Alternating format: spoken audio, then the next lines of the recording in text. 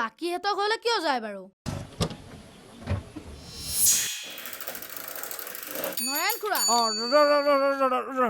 কয় এতিয়া মানুহটো সামাজিক হলো যে ইটো আহিব বোলে নৰেন্দ্ৰ কিবা এটা বিপদ হৈছে সিটো আহিব আৰু সেই কাৰোবাৰ ঘৰৰ গৰুহাল বেচিবলে দামটো আকৌ মহে মাৰি দিব লাগে কৃষ্ণ কৃষ্ণ কৃষ্ণ অ' নৰেন দেখোন বিক্ৰম মালটো কিমান লাগিব মা কথা কৈ দে 10 তোমাৰ এইখন ঘৰ মোৰ মতে চলে